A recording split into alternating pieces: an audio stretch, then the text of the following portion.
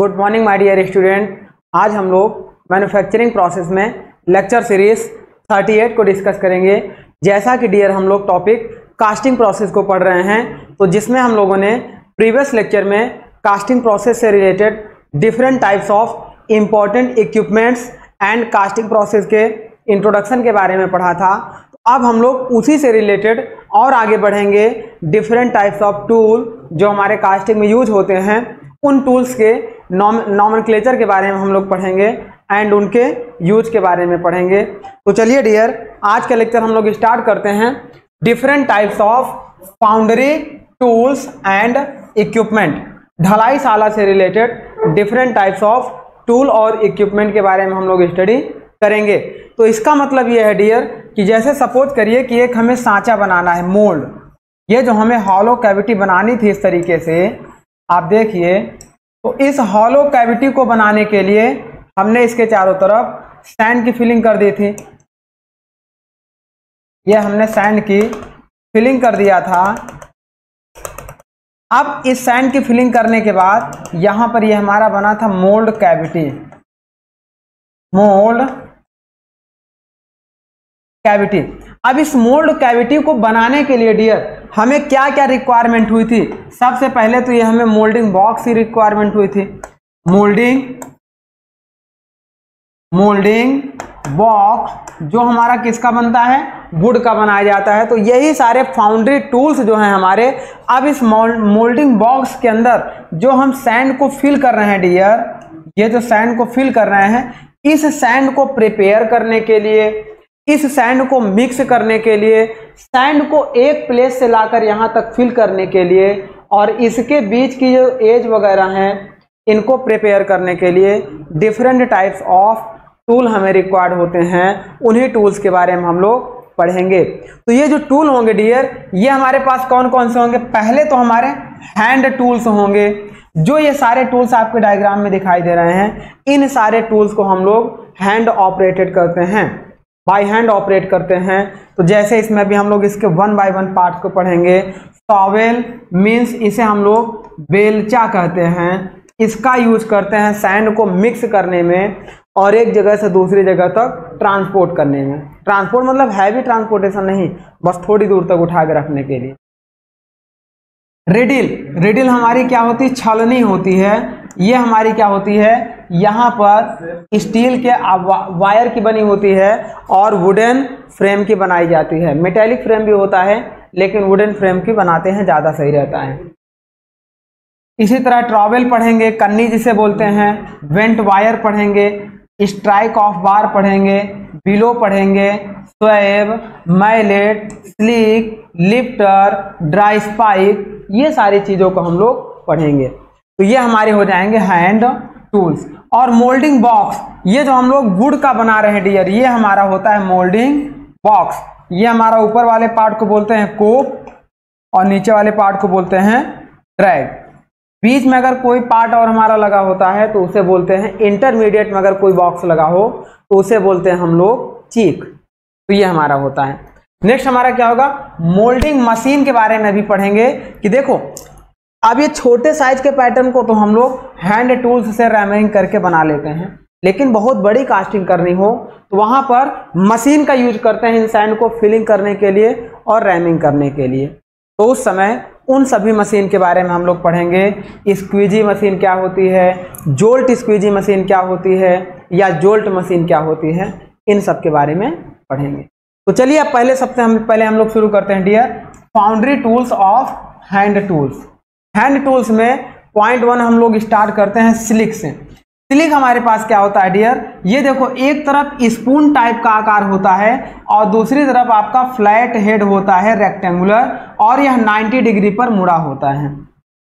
इस तरीके के इक्विपमेंट को हम लोग स्लिक कहते हैं। इसका यूज क्या होता है? Slick is double ended tool. एक इंड पे इधर भी यूजफुल टूल होता है और इधर भी होता है। Having a flat on one and and spoon on other and. एक एंड पे आपका किस साइज का होगा? फ्लैट होगा, और अनदर एंड पे आपका किस टाइप का होगा? स्पून टाइप का होगा। देखिए, इसी टाइप का क्वेश्चन अभी बना है, हम आपको करवाने जा रहे हैं। And it is used to repair and finishing the mould surface after the pattern withdrawn, comma repair the make corners in mould. देखिए इसके दो क्वेश्चंस बनेंगे। पहले तो एक से समझो, जब हम लोग क्या किए मोल्ड कैविटी से ऐसे अपने क्या किए निकाल दिए, देखो यहां से हमने किसको निकाल दिया, पैटर्न को रिमूव कर दिया, तो अब इसके अंदर हॉलो कैविटी बन गई। पैटर्न रिमूव करते वक्त इसके अंदर कुछ वॉल्स ब्रेक करके नीचे सैंड गिर जाएगी, कुछ वॉल्स ज़्यादा ब्रेक कर जाएंगी। तो इन सभी जो ब्रेकिंग वॉल्स हैं या ब्रेकिंग सरफेसेस हैं, इनकी रिपेयरिंग करने के लिए हम लोग सिलिक का यूज करते हैं। साथ में अब यहाँ पे देखो कोई कॉर्नर इसका सही नहीं बना है, इसकी एज सही नहीं बनी है, तो कॉर्नर एंड एज की प्रिपरेशन के लिए हम लोग सिलिक का यूज करते हैं। लेकिन सिलिक डियर हमारा क्या होता है, सिलिक तभी यूज करेंगे जब पैटर्न को इससे रिमूव कर दे, तो ये हमारा होता है। नेक्स्ट हम लोग बात करते हैं अदर इक्विपमेंट। अच्छा हाँ, क्वेश्चन इसका कैसे आता है ये देख लीजिए। इससे रिलेटेड डियर क्वेश्चन आपका पहला क्वेश्चन आपका ऐसे बनता है, देखिए a tool is made with double ended, a tool, ये क्वेश्चन बना हुआ है, a tool is made with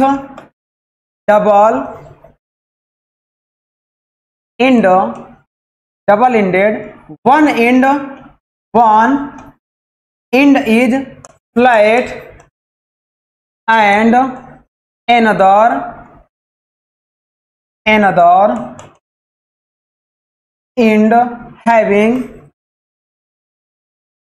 spoon is called। ऐसा टूल जिसका एक एंड स्पून टाइप का हो और दूसरा फ्लैट टाइप का हो, उसे हम लोग कहते हैं। तो देखो चार ऑप्शन देगा, पहला देगा स्लिक, दूसरा देगा आपका गैगर,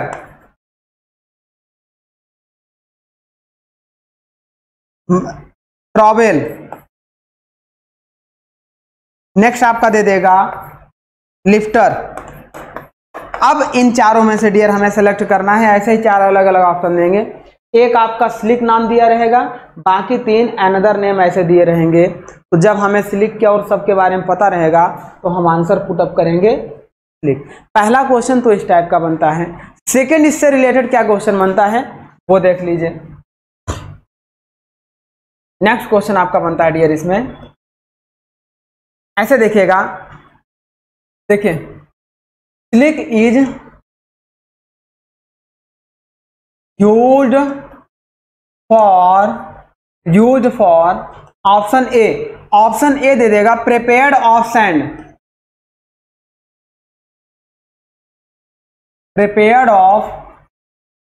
सैंड, बी ऑप्शन दे देगा prepared of mold cavity before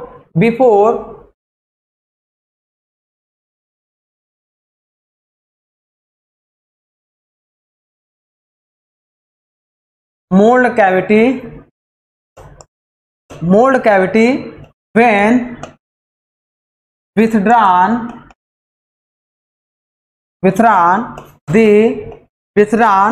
the pattern, and C option दे देगा ramming of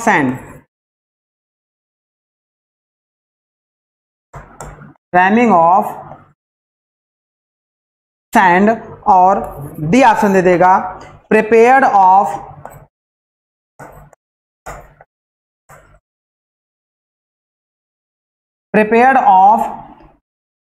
mold cavity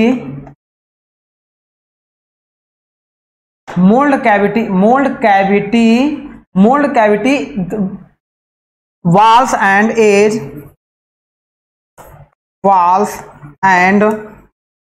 when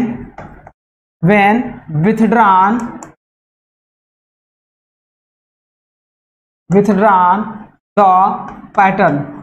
अब यहाँ पे सबसे सुटेबल आंसर यही होगा, स्लिक का उपयोग पैटर्न को रिमूव करने के बाद उसकी वॉल्स और सरफेसेस की रिपेयरिंग करने में और एजेस की रिपेयरिंग करने के लिए किया जाता है। तो ये हमारा होता है आंसर डी करेक्ट हो जाएगा। तो इस तरीके से स्लिक टूल से रिलेटेड क्वेश्चंस बनेंगे। नेक्स्ट आइए अगला पढ़ते हैं लिफ्टर।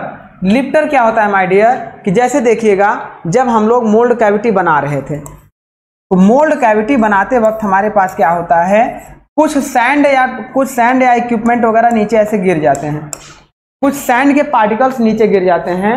इन सैंड के पार्टिकल्स को इसको हम लोग ले आएंगे यहाँ पे ऐसे, इसके ऊपर हम लोग सैंड रखेंगे और इसे बाहर रिमूव कर देंगे। तो मोल्ड कैविटी के अंदर जो हमारे सैंड पार्टिकल्स, लूज पार्टिकल्स गिरे होते हैं उन्हें रिमूव करने के लिए और मोल्ड कैविटी को क्लीन करने के लिए हम लोग लिफ्टर का यूज करते हैं। यह भी एक स्टील फ्लैट प्लेट का बनाया जाता है और 90 डिग्री हेड पे इसको मोड़ा जाता है। देखिए, lifter made of thin section steel, बहुत पतले सेक्शन स्टील का बनाया जाता है, of steel of various width and length, different types of length और डिफरेंट टाइप्स ऑफ विड्थ की बनाई जाती हैं। ये हमारा होता है lifter. And one end bent at right angle, ये जरूर याद रखिएगा, लिफ्टर एंगल इज, ऐसा पूछेगा क्वेश्चन आपका देगा, lifter one end bend at angle is, option दे देगा, ऐसा दे देगा, acute angle, acute angle, option B दे देगा obtuse angle, obtuse angle, option C दे देगा right angle and option D दे देगा ऑल ऑफ एबव। तो हमेशा ध्यान दीजिएगा डियर कि लिफ्टर हमारा राइट एंगल यानी कि 90 डिग्री पर मुड़ा होता है, यहां से लेके यहां तक का एंगल आपका 90 डिग्री होता है। तो इस तरीके से हमारा आंसर क्या हो जाएगा, right angle. It is used for dear, it is used for smoothing and cleaning out depression the mould. Mould में जो भी चीजें हमारी गहराई में गिरी होती हैं उन्हें निकाल कर मोल्ड की सरफेस को स्मूथ करने और क्लीन करने के लिए इसको यूज हम लोग करते हैं। तो ये हमारा लिफ्टर का फंक्शन होता है। नेक्स्ट देखिए सॉवेल। सॉवेल को हम लोग हिंदी में बेलचा कहते हैं। गांव में आप लोग खूब जब सैंड की ट्रकों में लदाई होती है या उसे हम लोग उतराई कहते हैं तो उस समय हम लोग इस सॉवेल का यूज करते हैं। यह क्या होता है, यह हमारा वुडन हैंडल का होता है, wooden handle with metallic plate, with metallic plate. और मेटालिक प्लेट की शेप जो है कुछ इस तरीके से होती है, ये शार्प एज होता है, यहाँ से कुछ इस तरीके से होती है। अब इस पे हम लोग क्या करते हैं, सैंड को रख लेते हैं। सैंड को मिक्स करने में भी और सैंड को उठाकर दूसरे प्लेस पे रखने में भी इसका यूज। आइए समझते हैं। ये हमारा हैंडल पकड़ने के लिए होता है हाथ से, एक हाथ से हम लोग यहाँ पे पकड़ते हैं, यहाँ पे पकड़ते हैं, और एक हाथ से हम लोग यहाँ पे पकड़ते हैं। देन आफ्टर सैंड को हम लोग एक प्लेस से दूसरे प्लेस तक ले जाते हैं। Then trowel consist of a square pan fitted with wooden handle. ये हमारा मेटेलिक स्क्वायर पैन फिटेड होता है, लकड़ी के हैंडल का बनाया जाता है। It is used for mixing and for moving the sand from one place to another place in the foundry. एक जगह से दूसरे जगह तक फाउंड्री या मोल्डिंग बॉक्स में ले जाने के लिए टॉवेल का यूज करते हैं, और सैंड को प्रॉपर तरीके से मिक्स करने के लिए भी टॉवेल का यूज। नेक्स्ट देखते हैं हम लोग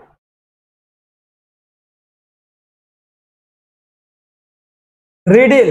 रिडिल में डियर होता है छलनी। जैसे गांव में हम लोग आटे वगैरह को क्या करते हैं, बहुत महीन पार्टिकल्स को सेपरेट कर लेते हैं और मोटे पार्टिकल्स को अलग कर लेते हैं, तो वही रिडिल हमारी होती है। ये किसकी बनती है, ये बनती है मेटालिक वायर की, और ये जो इसका फ्रेम होता है वो हम लोग वुड का बना देते हैं। इसका यूज किया जाता है डियर सैंड के पार्टिकल्स को सेपरेट करने के लिए। स्मॉल पार्टिकल्स को अलग करने के लिए, मीडियम पार्टिकल्स को सेपरेट करने के लिए और लार्ज पार्टिकल्स को। जैसे पार्टिकल्स को सेपरेट करना है वैसे ही यहाँ पे क्या बनाएंगे, कैविटी बनाएंगे, कैविटी बनाएंगे और इसी को हम लोग बोलते हैं पोरोसिटी। पोरोसिटी ये हमारा होता है कैविटी। अब देखिए, riddle has a standard wire mesh fixed into a circular और स्क्वायर वुडन फ्रेम। रिडल हमारी सर्कुलर भी बनाई जाती है इस तरीके से डियर, ये हम लोग सर्कुलर रिडल भी बनाते हैं और साथ में ये हमारे यहाँ पे क्या लगा देंगे, जाली लगा देंगे और इस तरीके से इसको हम लोग प्रिपेयर कर देते हैं। तो ये हमारी होती है रेक्टेंगुलर रिडल। चलिए आगे बढ़ते हैं। It is used for cleaning the moulding sand. Moulding sand को क्लीन करने में और and separate the moulding sand particles. Moulding sand particles in different size,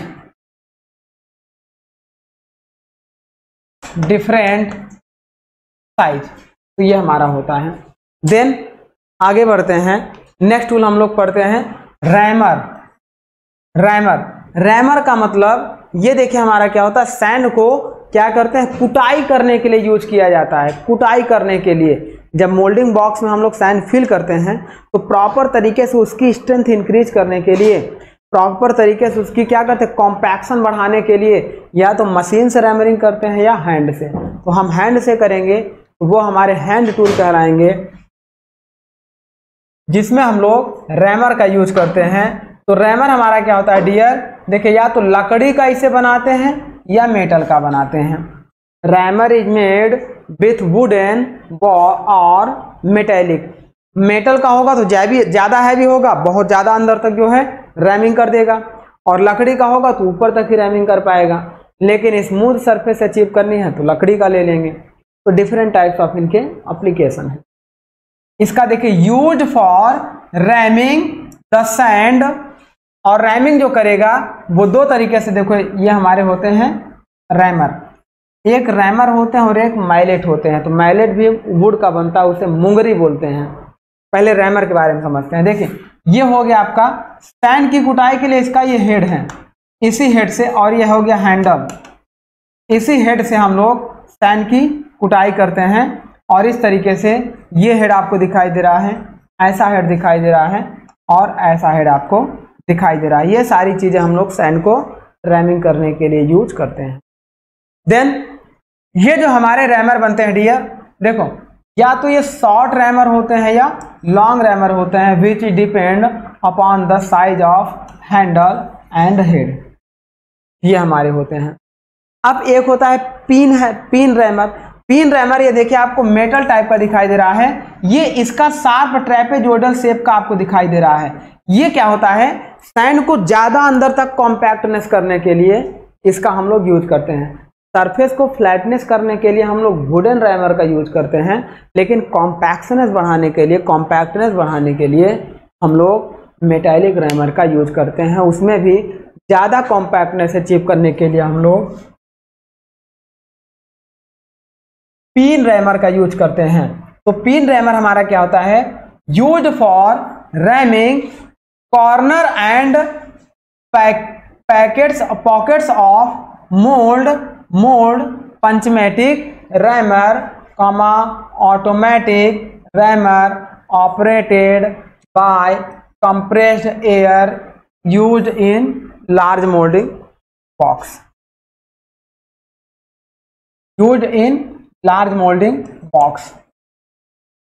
compressed air का यूज करके हम लोग इसको क्या करेंगे, प्रेशर अप्लाई करेंगे सेमी ऑटोमेटिक रैमर को रैमिंग करने के लिए। तो ये हमारा होता है। नेक्स्ट हम लोग बात करते हैं स्वैब मतलब क्या होता है डियर, इसे हम लोग ब्रश की तरह भी समझ सकते हैं। स्वैब एक ब्रश होता है, इसका मतलब क्या होता है कि जैसे मान लीजिए कि ये हमने पैटर्न बना दिया, मोल्ड कैविटी बना दिया। अब ये मोल्ड कैविटी जो हमारी बनी, तो इसके अंदर कोई हमने क्या रखा था, एक पैटर्न रखा था। अब जब सैंड की रैमिंग करेंगे तो सैंड में कुछ मॉइस्चर कंटेंट भी होंगे, कुछ स्मॉल पार्टिकल भी होंगे, वो सारे इसके ऊपर कुछ न कुछ पार्टिकल्स क्या हो जाएंगे, चिपक जाएंगे। अब इन पार्टिकल्स को रिमूव करने के लिए हम लोग कॉटन ब्रश का यूज करते हैं। ये जो आपको दिखाई दे रहा है डियर, ये एक ब्रश है, इसे हम लोग स्वैब बोलते हैं। इसका केवल और केवल काम होता है, it is used to clean the moisture before removing the pattern. तो यहाँ पे जो हमारे इस पैटर्न पे मॉइस्चर कंटेंट वगैरह ऐड हो जाते हैं, तो इन्हें हम लोग रिमूव करने के लिए यूज करते हैं। देन आफ्टर नेक्स्ट टूल की बात करेंगे, बिलो। एक देखिए अभी तक हम लोगों ने पढ़ा था लिफ्टर, और एक हम लोग पढ़ रहे हैं बिलो। ये हमने आपको पढ़ा था लिफ्टर। लिफ्टर का काम क्या था, 90 डिग्री एंगल पे होता था, जो हमारा स्मूदिंग और cleaning of moulding box, moulding prepared mould cavity के लिए यूज किया जाता था। लेकिन नेक्स्ट जो हम लोग पढ़ रहे हैं बिलो, तो बिलो का मतलब क्या होता है डियर, यह इस तरीके से होता है जिसे हम लोग ऐसे हैंड से ऑपरेट करते हैं, इसके हेड पर कोई भी ऑब्जेक्ट रखकर पकड़ने के लिए। मान लो ये कोई ऐसा ऑब्जेक्ट था, अब इसके अंदर हमने क्या किया, इतना फंसा लिया, और जैसे इसको हम लोग ऐसे ऊपर उठाएंगे, इसका जबड़ा इसे कंप्रेस कर देगा और पकड़ लेगा, देन इसे आसानी से हम लोग उठाकर ले जाएंगे। तो मोल्ड कैविटी के अंदर कोई भी इक्विपमेंट वगैरह जो हमारे गिर जाते हैं, लूज पार्टिकल्स, उन्हें रिमूव करने के लिए बिलो का यूज किया जाता है। तो इस तरीके से यह बिलो हमारे यूज होता है। It is use to remove the loose particles from mould cavity. Dear, mould cavity के अंदर से कुछ भी पार्टिकल जैसे गिर गए हों, तो उन पार्टिकल्स को लिफ्टर द्वारा हमने फंसाकर बाहर निकाल लेते हैं, क्योंकि मोल्ड कैविटी में हम नहीं जा सकते, हमारा साइज बड़ा है या छोटा है, मोल्ड की वॉल ब्रेक हो जाएंगी, तो इसीलिए हम लोग डिफरेंट टाइप्स ऑफ टूल का यूज करते हैं। Next, trowel. ट्रॉवेल का मतलब होता है कन्नी। आपने नाम सुना होगा, कन्नी एक टूल होता है जिसे हम लोग ट्रॉवेल कहते हैं। इसका सबसे ज़्यादा उपयोग होता है बिल्डिंग चिनाई में, है ना, घर बनाने में, बिल्डिंग कंस्ट्रक्शन में, बिल्डिंग में ब्रिक्स की चिनाई में हम लोग इसका यूज करते हैं।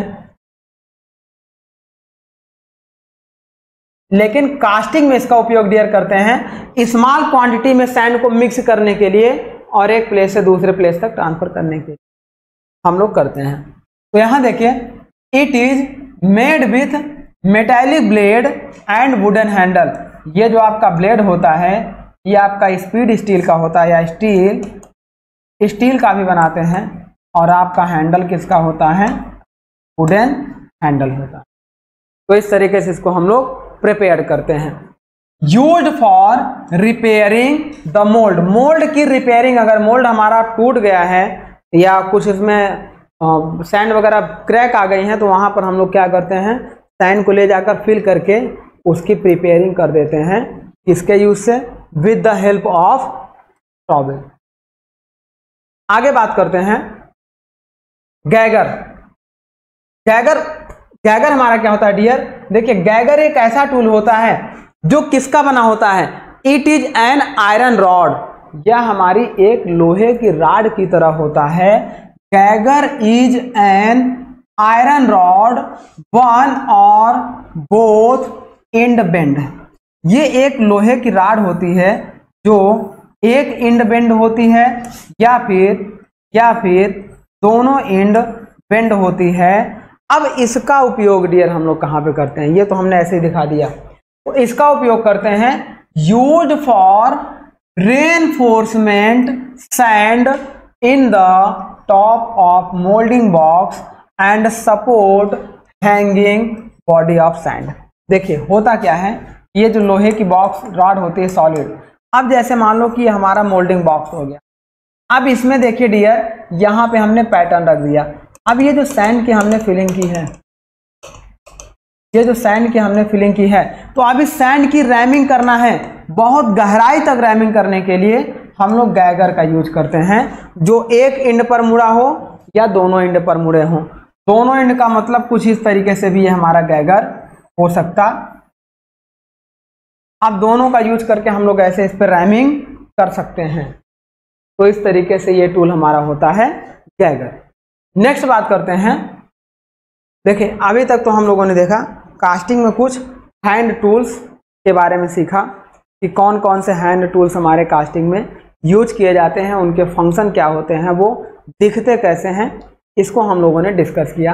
अब हम लोग थोड़ा सा ये डिस्कस कर लेते हैं कि कुछ कास्टिंग टर्म में, जैसे मैंने आपको बताया था चैपलेट्स क्या होते हैं, कोर प्रिंट क्या होते हैं, इंट्रोडक्शन में सारी चीज़ें मैंने आपको बताया था, स्प्रू क्या होते हैं, runner, gate, comma chaplets, chills, comma riser, तो ये सारी चीज़ों का हम लोग डिस्कस करने चल रहे हैं। तो सबसे पहले यहाँ पे देखिए फर्स्ट पॉइंट हम लोग डिस्कस करेंगे चैपलेट। तो देखिए हमारे पास दो चीज़ें होते हैं माय डियर, एक होता है chills and padding, chills and padding होता है, और दूसरा हमारे पास होता है चैपलेट एंड कोर प्रिंट। तो हमेशा ध्यान दीजिएगा माय डियर कि चिल्स एंड पैडिंग का यूज करते हैं डायरेक्शनल सॉलिडिफिकेशन के लिए और कूलिंग रेट को इंक्रीज करने के लिए। It is used for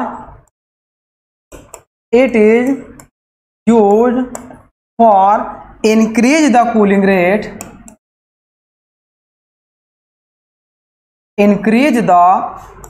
rate,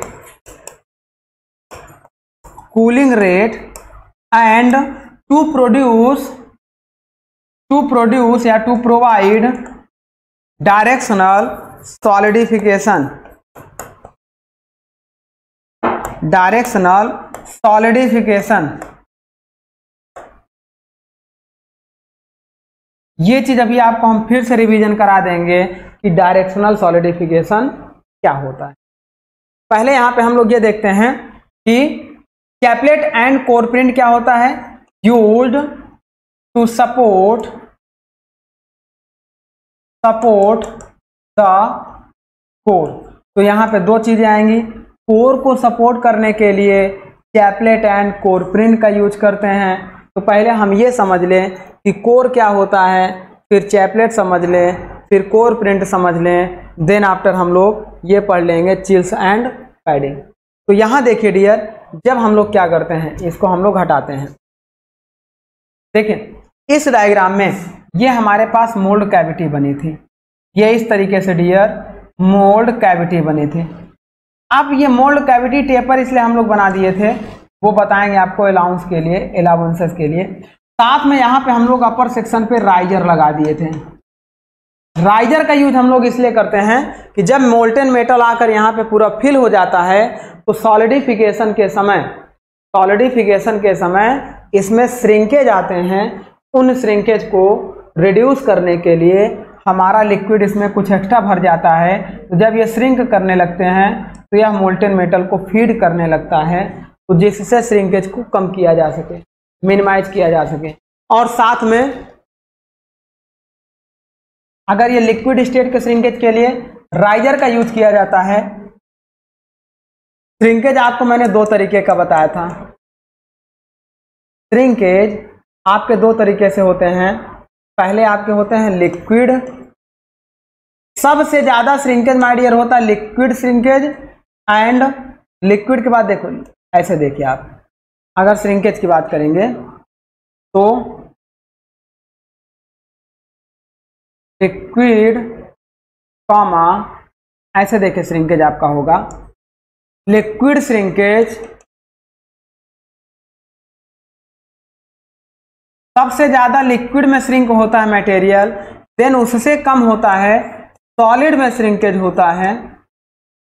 ये क्वेश्चन आपका आया हुआ है, इसीलिए हम इसको बार बार आपको रिवाइज करवा रहे हैं। और उससे कम जब लिक्विड से सॉलिड में मैटर ट्रांसफर होता है या कन्वर्ट होता है तो उसे हम लोग फेज ट्रांसफॉर्मेशन श्रिंकेज बोलते हैं। तो इससे भी कम हमारा होता है फेज ट्रांसफॉर्मेशन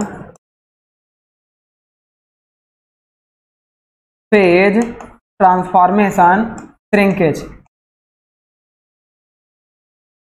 तो ये हो गया डियर। अब देखिए यहाँ पे लिक्विड श्रिंकेज और फेज ट्रांसफॉर्मेशन श्रिंकेज में मेटल लिक्विड स्टेट में होता है तो उस समय राइजर में फिलिंग करते समय एक्स्ट्रा मेटल भर देते हैं। जब यह श्रिंकेज होने लगता है तो यह राइजर मेटल को फीड देने लगता है। अब ये तो हमारा हो गया। लेकिन जब सॉलिड श्रिंकेज होता है तो सॉलिड में हम क्या करेंगे, एक्स्ट्रा अगर लिक्विड मेटल मिलाएंगे तो वह लेयर बन जाएगी। इसीलिए सॉलिड श्रिंकेज को अवॉइड करने के लिए पैटर्न के साइज को थोड़ा सा बड़ा कर देते हैं, पैटर्न के साइज को थोड़ा सा बड़ा कर देते हैं। तो रेमेडी की बात करेंगे तो रेमेडी में आपका क्या है, टू अवॉइड, देखिए ये सारे इंपॉर्टेंट क्वेश्चन है। अभी एक और इसमें इंपॉर्टेंट बात बताएंगे, to avoid liquid and phase transformation, phase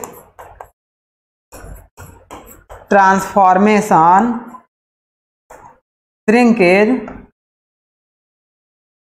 two avoid phase transformation shrinkage used riser as a feeding agent, feeding element. ये तो लिक्विड के लिए हो गया।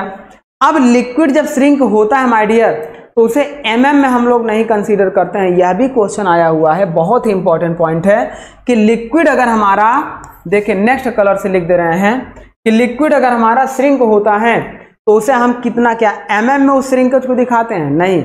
सॉलिड जब श्रिंक होता है तब बताएंगे कि 2 mm श्रिंक हुआ, 3 mm श्रिंक हुआ।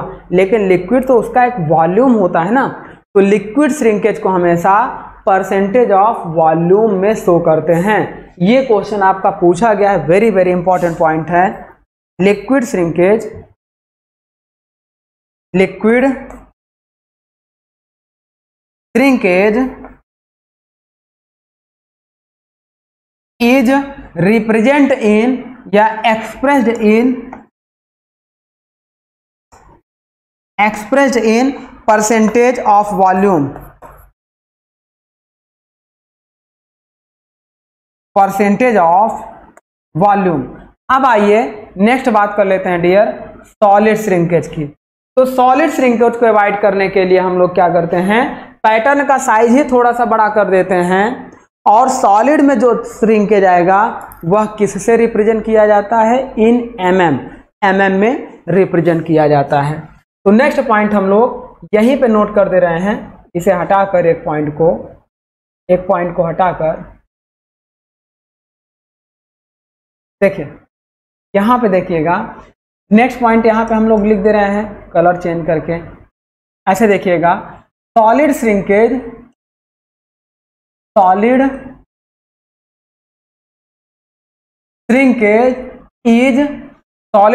Is represented in mm, is expressed in mm मतलब मिलीमीटर में, and pattern size is large, use pattern size is large to avoid solid shrinkage, use pattern size is large to avoid solid shrinkage. अच्छा, एक question आपके दिमाग में जरूर आ रहा होगा और आना भी चाहिए। वो क्वेश्चन ये आ रहा होगा कि सर अगर मटेरियल का टेम्परेचर डाउन हो तो क्या जरूरी है कि उसका वॉल्यूम कम हो सकता है टेम्परेचर डाउन होने पर वह एक्सपेंड होने लगे। ऐसे भी मटेरियल हैं डियर, जैसे बिस्मथ ऐसा मटेरियल है कि अगर हम उसे टेम्परेचर ड्रॉप करते हैं तो वह श्रिंक की बजाय एक्सपेंड होने लगता है, ठंडे होने पर फैलने लगता है। तो उस एक्सपेंशन को रोकने के लिए जस्ट अपोजिट वर्क कर देते हैं। तो इस तरीके से ये हमारा क्या होता है, श्रिंकेज होता है। अब हम लोग डियर क्या पढ़ रहे थे, हम लोग पढ़ने चल रहे थे अपने चैपलेट्स एंड कोर प्रिंट को। ये हमारा हो गया। नेक्स्ट आइए अब हम लोग डिस्कस करते हैं अपने points chaplet and core print के बारे में। चलिए अब यहाँ देखिए कि पहले तो ये समझिए कि कोर क्या होती है। कोर क्या होती है, कोर एक ऐसा ऑब्जेक्ट होता है जिसे हम लोग सैंड के थ्रू बनाते हैं जब किसी सॉलिड क्रॉस सेक्शन में हॉलो कैविटी क्रिएट करनी हो। मान लीजिए कि ये हमें शाफ्ट बनानी थी, ऐसी शाफ्ट बनानी थी। अब इस शाफ्ट में ये हॉलो कैविटी हमें, पूरे शाफ्ट में ये आर पार हमें हॉलो कैविटी बनानी थी। तो इस समय हम लोग क्या करेंगे कि पहले यहाँ शाफ्ट के बराबर एक मोल्ड बना देंगे, मोल्ड कैविटी बना देंगे। ये हमने बना दिया डियर, शाफ्ट के साइज का ही एक मोल्ड कैविटी बना दी। अब इस मोल्ड कैविटी में अगर हम मोल्टेन मेटल डालेंगे तो एक शाफ्ट सॉलिड बन के तैयार हो जाएगी, जबकि हमें हॉलो शाफ्ट चाहिए थी। तो जिस जगह पे ये हॉलो शाफ्ट चाहिए सेम उसके डायमीटर के बराबर एक हम लोग सॉलिड ऑब्जेक्ट इसकी लंबाई के बराबर तैयार कर लेते हैं डियर। अब इस ऑब्जेक्ट को यहाँ पर ले आकर ऐसे फिट कर देते हैं, यहाँ पर ले आकर ऐसे फिट कर देते हैं। यह सॉलिड पार्ट होता है। इस सॉलिड पार्ट की वजह से अब मेटल यहाँ पे भरेगा और यहाँ पे भरेगा। तो जब सॉलिडिफाई होगा तो इसे हम लोग रिमूव कर देंगे तो एक इस तरीका का हॉलो सिलेंड्रिकल शाफ्ट बन जाएगा।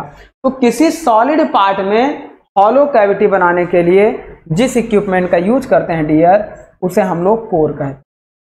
Core is used to produce a hollow cavity in solid casting. A hollow cavity in solid casting. अब इसे हम लोग किसका बनाते हैं? इट इज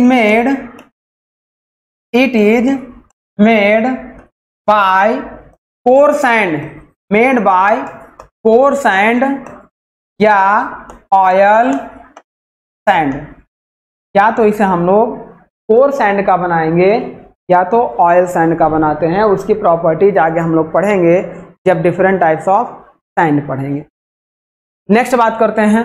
अब देखिए डियर, ये कोर तो यहाँ पे हम लोग यूज कर रहे हैं। अच्छा, एक प्रॉब्लम और आपको दिखाई दे रही है कि सर क्या इस कोर को हम ऐसे रखेंगे तो अपने खुद के फोर्स की वजह से, वेट की वजह से या इसके बॉटम पे नहीं आ जाएगा? या जब मोल्टेन मेटल भरेंगे तो मोल्टेन मेटल बॉयंसी फोर्स इस पे लगाएगा तो क्या यह इसे ऊपर नहीं ले जाएगा?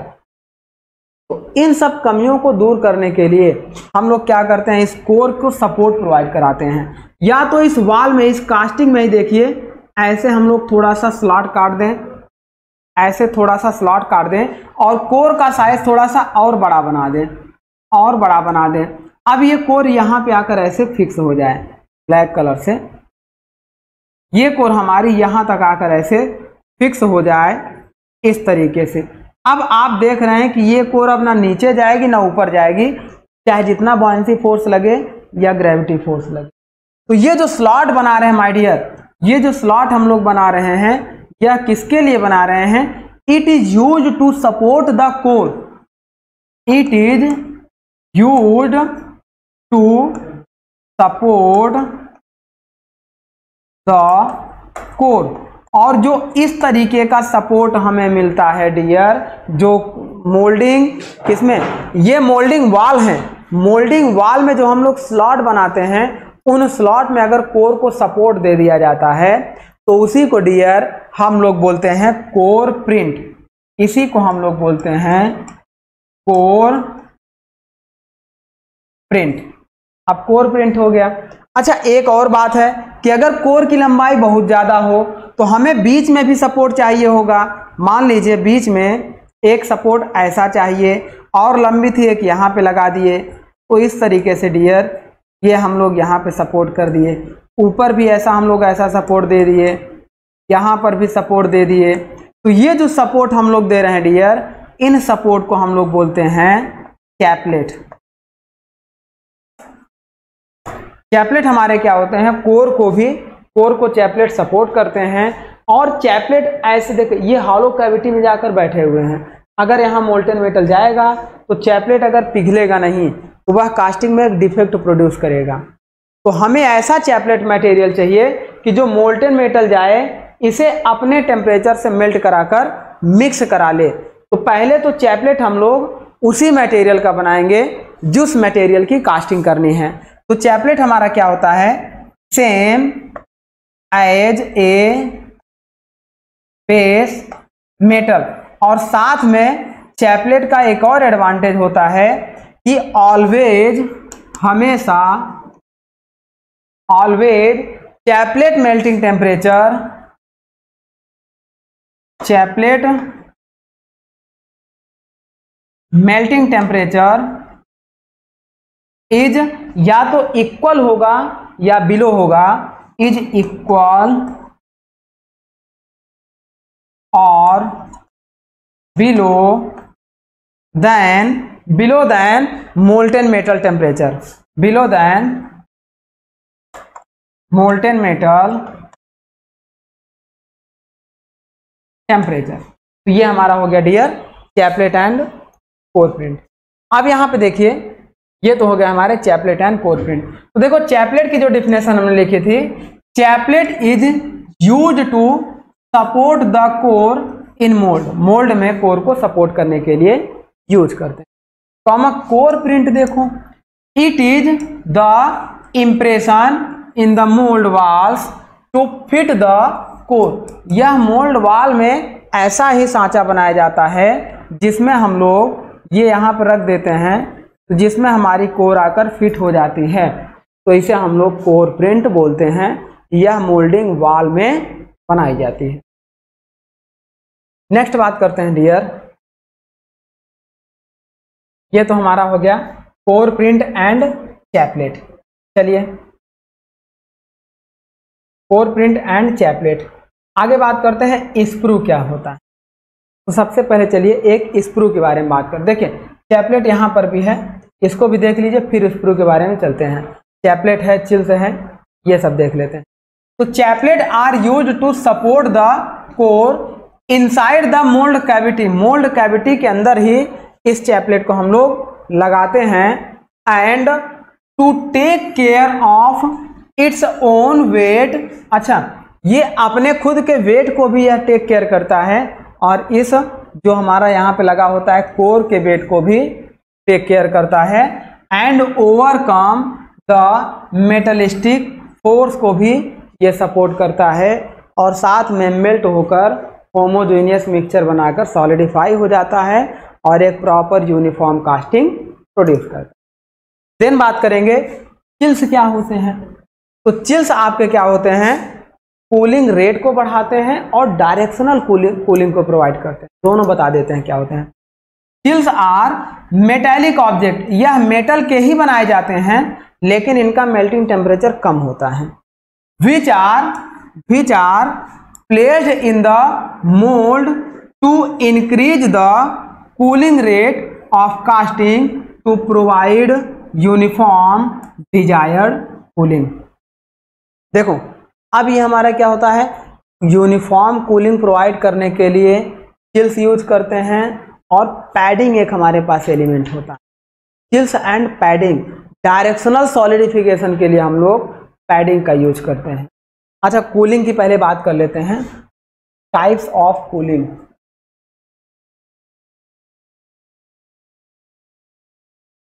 जो टाइप्स ऑफ कूलिंग है डियर, यहाँ पे देखो, जैसे मान लो मोल्ड कैविटी में ये मोल्टेन मेटल हमने भर दिया।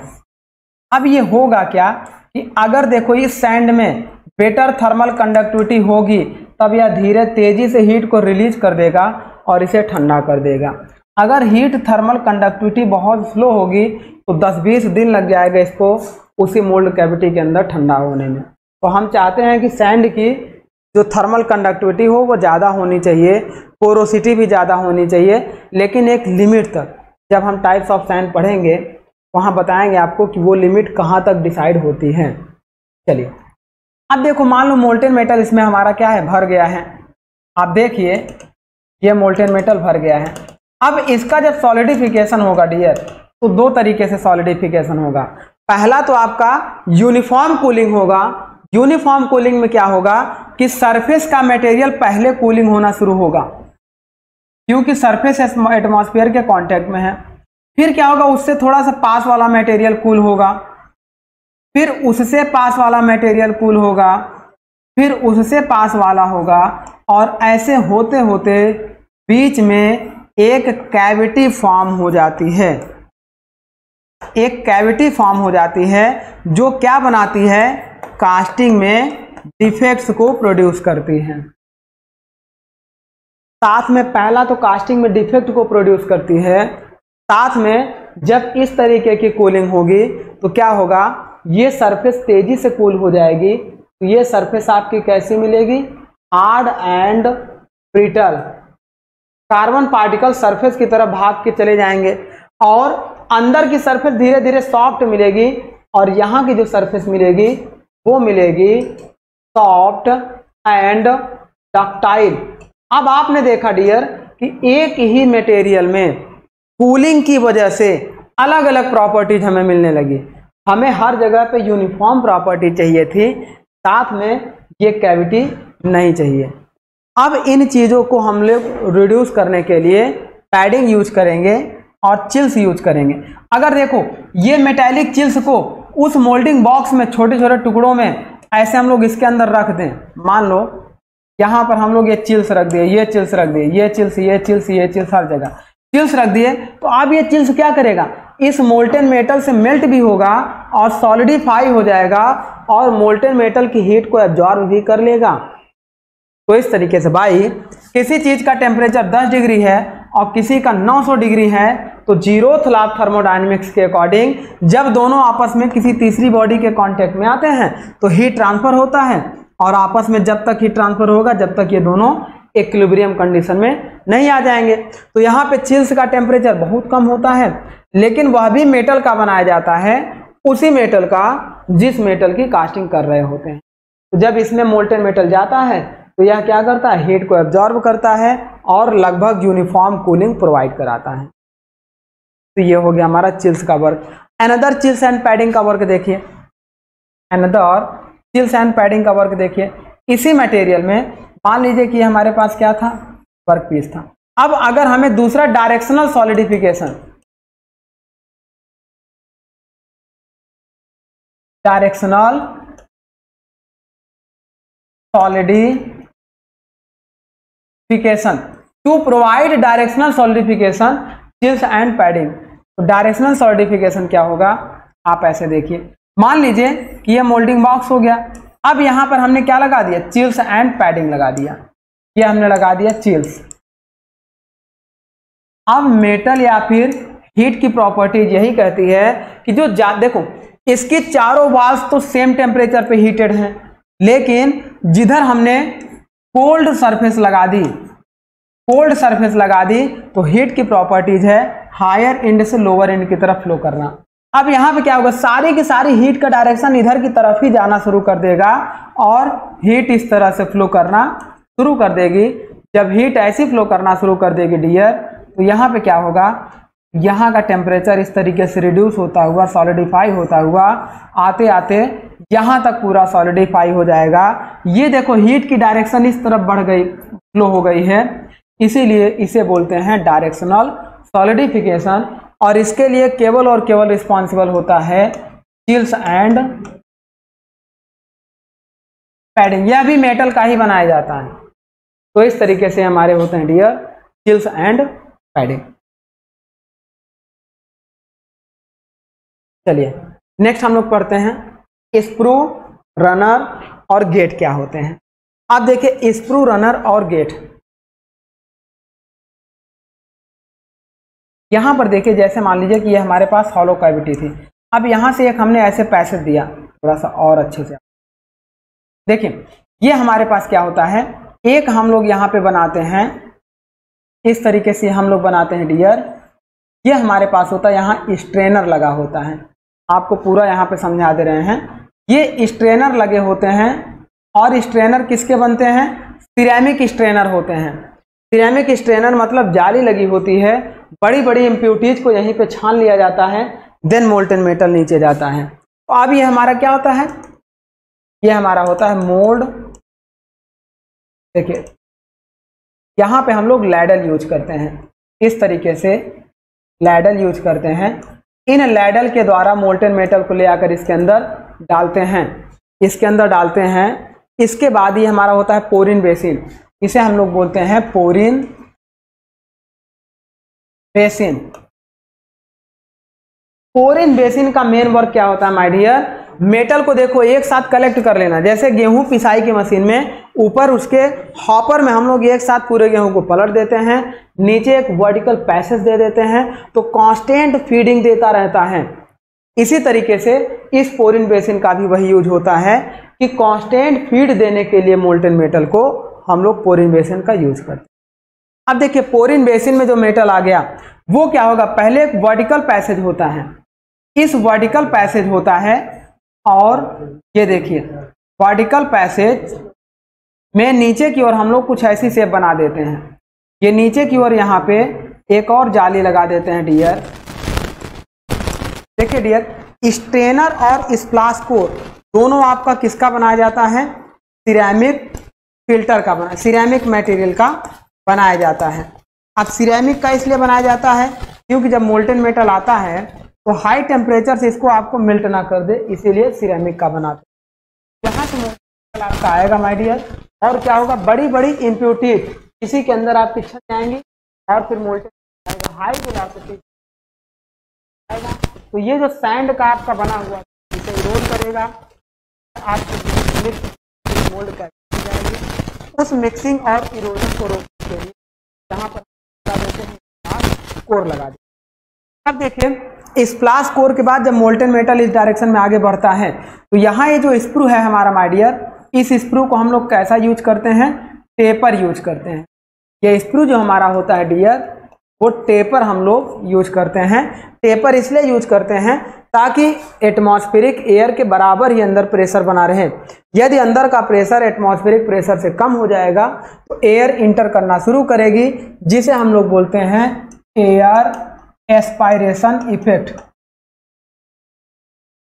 Air aspiration effect, air aspiration effect को रोकने के लिए स्प्रू को हम लोग टेपर बनाते हैं। ये जो वर्टिकल वाला पैसेज होता है डियर, इसी को हम लोग स्प्रू बोलते हैं। यही हमारा क्या होता है? स्प्रू होता है। इसे हम लोग पोरिन बेसिन बोलते हैं।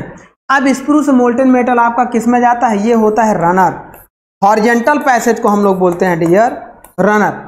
रनर में मोल्टन मेटल जाता है, तो रनर में फ्लो को कंट्रोल करने के लिए हम लोग क्या करते हैं डियर?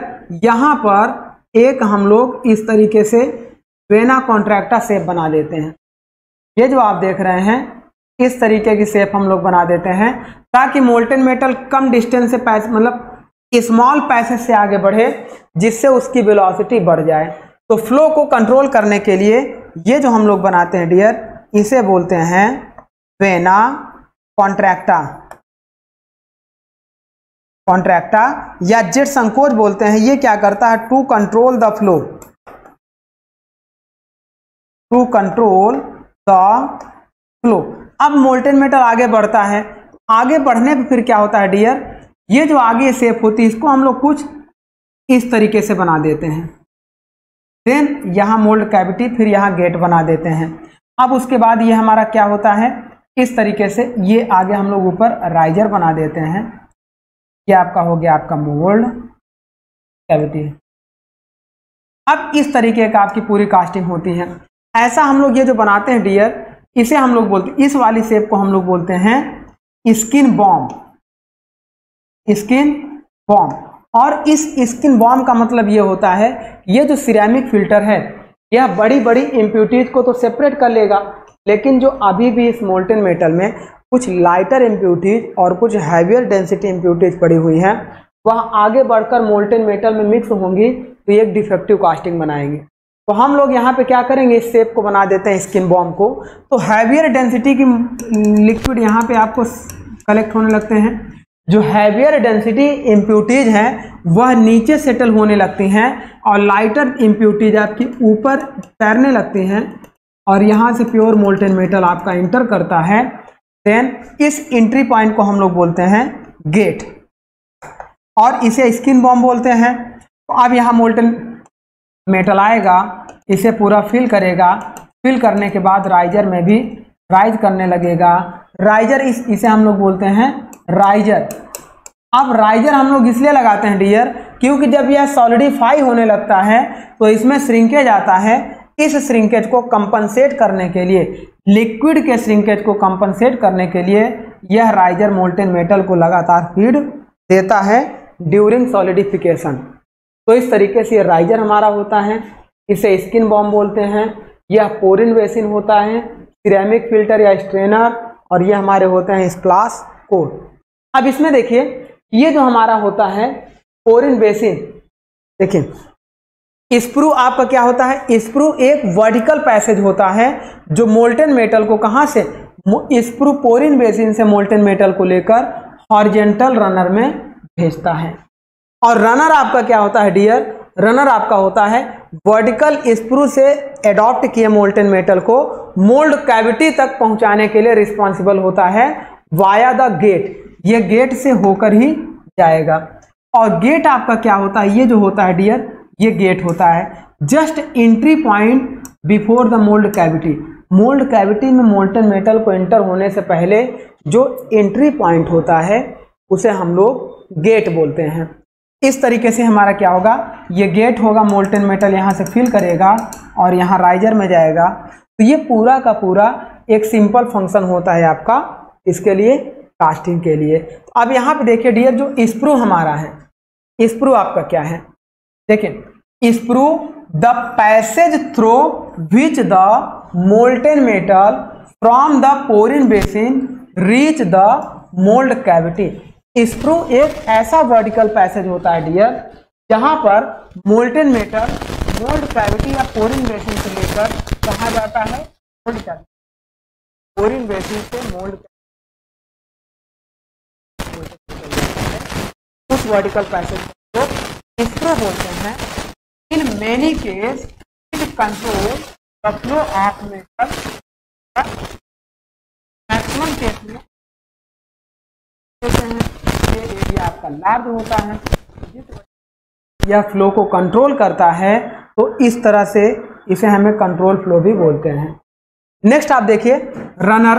रनर आपका क्या होता है डियर, यह एक हॉरिजॉन्टल पैसेज होता है जो मोल्टेन मेटल को स्प्रू से लेकर मोल्ड कैविटी तक ले जाता है। तो यहाँ देखिए the passage through which the molten metal flow is regulate before they reach the mould cavity. Mould cavity में मोल्टेन मेटल को पहुंचने से पहले जितनी दूर तक मोल्टेन मेटल क्या करता है, फ्लो करता है, जिस हॉरिजॉन्टल पैसेज में फ्लो करता है उसे हम लोग बोलते हैं dear runner. Runner is a horizontal passage. और रनर को हम लोग क्या करते हैं, टेपर भी डिजाइन करते हैं। इट इज स्ट्रेट और टेपर, या तो इसे हम लोग स्ट्रेट डिजाइन करेंगे या टेपर में यहाँ पे कम रखेंगे एरिया और यहाँ पे एरिया बढ़ा देंगे, गेट का एरिया ज्यादा कर देंगे। ये हमारा क्या हो जाएगा, टेपर में है। नेक्स्ट आप देखिए गेट। गेट क्या होता है, the actual entry point through which molten metal enter the mould cavity. Mould cavity में मोल्टेन मेटल जो इंटर हो रहा है उसके जस्ट पहले वाले एंट्री पॉइंट को डियर हम लोग क्या बोलते हैं, गेट बोलते हैं। तो इस तरीके से डियर ये हमारा क्या है, कास्टिंग टर्मिनोलॉजी में, कास्टिंग टर्म में ये जो सारी चीजें हमारी यूज होती हैं उनके बारे में हम लोग डिस्कस कर रहे थे। तो यहाँ पे हमारा देखो, अगर ये पोरिन बेसिन की बात करेंगे तो इसकी हाइट जो हमारी h होती है, ये h आपकी हाइट जो है, यदि इस स्प्रू का अपर डायमीटर d हो, ये हमारी h बराबर 2.5 d के लेते हैं। और ये जो रेडियस आपको देख रहे हैं, बना रहे हैं, रेडियस ऑफ कर्वेचर, ये रेडियस ऑफ कर्वेचर होता है 25 आर के। ये भी क्वेश्चन आपका पूछा जाता है कि स्प्रू, पहले तो ये समझो कि ये सारा आपका किसका बनाते हैं, सैंड का ही बनाते हैं, सैंड का ही बनाते हैं। तो ये जो रेडियस देंगे वो 25 आर के बराबर देते हैं और हाइट ऑफ आपका पोरिन बेसिन जो रखते हैं वो आपका कितना रखते हैं, 2.5 भी रखते हैं। यहाँ पर आपको स्प्लाश कोर इसलिए देते हैं ताकि इसको इरोड ना कर सके और मेटल आगे बढ़े। आप देखो कंपनसेशन करने के लिए या वेना कॉन्ट्रैक्टर आपको देते हैं वेलोसिटी बढ़ाने के लिए, और स्किन बॉम्ब आपका देते हैं हैवी इम्प्यूरिटीज को सेटल करने के लिए और लाइटर इम्प्यूरिटीज को ऊपर जाने के लिए। फिर मोल्ड कैविटी हो गई, फिर राइजर इसलिए देंगे, और ये सिलेंड्रिकल राइजर देते हैं। ये चीज़ हमेशा ध्यान देना, मिनिमम सरफेस एरिया अवॉइड करने के लिए हम लोग क्या करते हैं, सिलेंड्रिकल राइजर। ये हमारा क्या हो गया माय डियर, ये लेक्चर आज का हमारा कंप्लीट होता है। तो अब हम क्या करेंगे, नेक्स्ट लेक्चर में इसके आगे के टॉपिक को डिस्कस करेंगे। आज का लेक्चर हम लोग यहीं पे स्टॉप करते हैं। Thank you my dear.